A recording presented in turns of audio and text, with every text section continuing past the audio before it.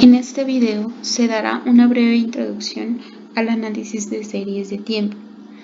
Como se sabe, este tema es un tema bastante extenso y que aquí intentamos abordar de forma muy breve cómo se pueden analizar series de tiempo para realizar el ejercicio sobre el índice de Colcap.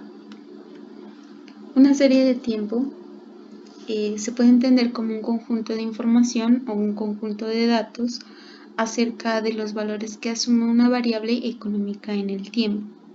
Es importante entender que una serie de tiempo generalmente está asociada o fue generada por un proceso estocástico, el cual ex ante no se puede conocer. Por tanto, este proceso estocástico que da origen a nuestros datos que sí son observados o lo que también se conoce como realización, se pueden describir a través de una ecuación o un modelo después de realizar un análisis. Para entender mejor esto, vamos a introducir a lo que son los modelos ARIMA, o son los modelos que se utilizan para hallar ese proceso estocástico que no se conoce y que genera o que nuestras series de tiempo o la serie de tiempo. Los modelos ARIMA significa en español modelos autorregresivos integrados de promedios móviles. Antes de introducirnos un poco más a fondo sobre este tema, es importante conocer algunos conceptos básicos. Por ejemplo, ¿qué es un proceso estocástico? ¿Qué es un proceso estacionario? ¿Qué es un proceso de caminatas aleatorias? ¿Cuándo hay una tendencia determinística y cuándo hay una tendencia aleatoria?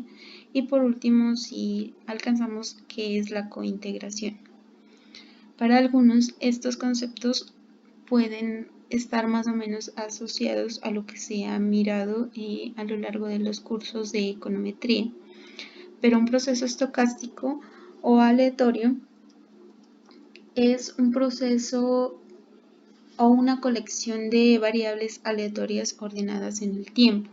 Entonces, por ejemplo, lo que vamos a analizar, las cifras del Colcap con su fecha son las realizaciones de un proceso estocástico. Se trabaja bajo este supuesto para poder analizar las series de tiempo, es decir, que estos datos fueron generados por un proceso que no se conoce y que es necesario analizar antes de realizar un análisis de regresión. Entonces, las características generales de un proceso estocástico es que la media y la varianza deben ser constantes en el tiempo. Es decir, a medida que pasa el tiempo, los valores no cambian.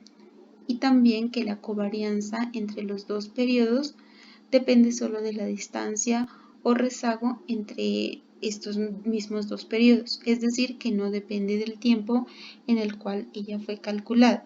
Esto generalmente se conoce como un proceso estacionario.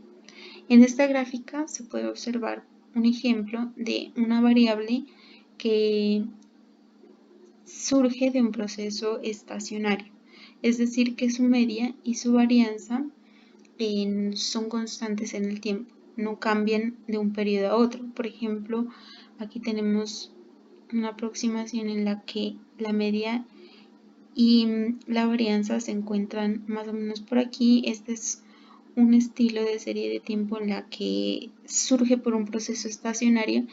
El modelo estaría bien comportado. Sin embargo, la mayoría de series de tiempo, el proceso estacionario no ocurre. El proceso estocástico no es un proceso estacionario y por ello es que se debe analizar mejor la serie. Aquí tenemos un ejemplo de cómo la serie no es estacionaria y los momentos cambian con el tiempo, es decir, que la media para un periodo es un valor, para el otro periodo es otro valor y por tanto no cumplen con el supuesto de estacionariedad. ¿Qué es una caminata aleatoria o un random walks. Básicamente es un ejemplo clásico de las series que no son estacionarias. Y este es un proceso que genera valores de una serie a través del siguiente modelo parsimonioso AR1. Es decir, el modelo que generó la serie se comporta de la siguiente manera. Yt es igual a y sub t menos 1 más ut, donde yt obviamente es la variable dependiente, que regresada con ella misma en un periodo inmediatamente anterior, más un término aleatorio de error, pero este término aleatorio de error tiene el supuesto de que es ruido blanco o es bien comportado con media 0 y varianza 1. Si nosotros diferenciamos esta ecuación o enviamos el yt-1 a restar, lo que vamos a obtener es que la primera diferencia va a ser estacionaria. ¿Por qué? Porque los errores son ruido blanco, donde la media es igual a su valor inicial, una constante, pero en el tiempo la varianza puede aumentar de forma indefinida. ¿Qué es una tendencia estocástica y una tendencia determinística? La distinción entre los procesos estacionarios y no estacionarios permite conocer si la tendencia en las series de tiempo es determinística o estocástica.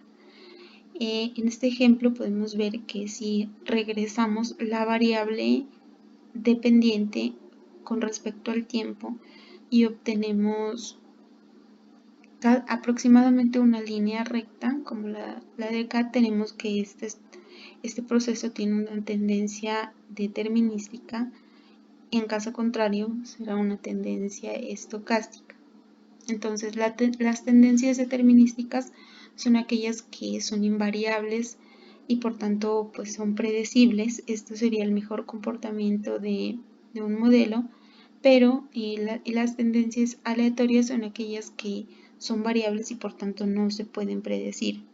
Entonces, a través de un modelo de regresión, los betas o los coeficientes que obtengamos no nos van a poder hacer predecir porque la tendencia no se comporta de forma lineal, sino de esta forma. Por tanto, hay que intentar linealizarla para poder realizar la predicción. Esto es básicamente el problema de las series de tiempo.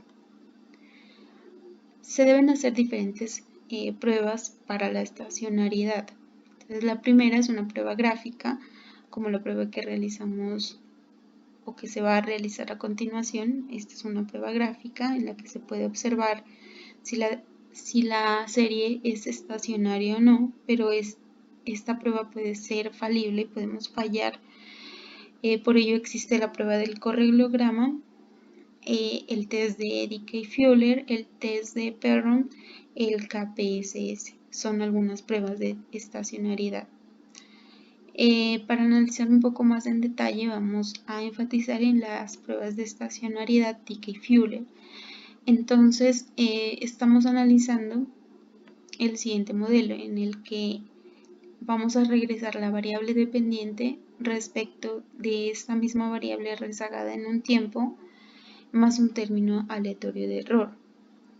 Hay que notar aquí que aquí no tenemos un intercepto o uno de estos coeficientes como interceptos, solo el término dependiente. Entonces, si nosotros restamos a ambos lados de la ecuación yt-1, vamos a obtener lo siguiente.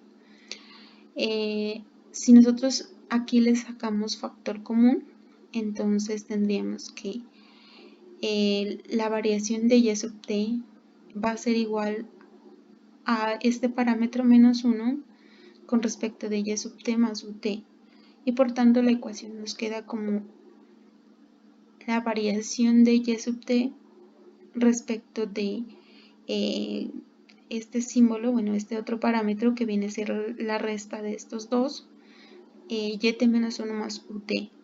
Si nosotros realizamos esta regresión y hacemos la siguiente prueba de hipótesis respecto del parámetro, Si es igual a 0 o si no nos da significativo, diríamos que no existe estacionariedad.